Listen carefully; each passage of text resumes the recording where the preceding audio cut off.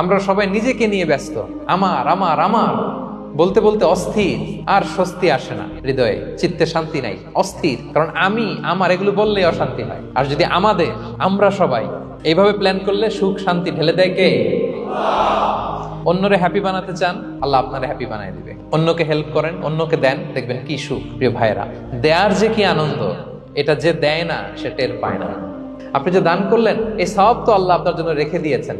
আপনার ছোট্ট দান, এটাকে পেলে পুষে বাড়িয়ে, কামা ইউরাব্বি আহাদুকুম ফুলুয়া, বুখারীর বর্ণনা, যেমনি মনিব গরু পালে, বাছুর পেলে বাচ্চাটারে বড় করে, আল্লাহ বলে তোমার ছোট্ট দানটাকে পেলে পুষে বড় করে আমি উহুদ পাহাড়ের সমান করে তোমার আমলনামায় ঢুকাই দেব।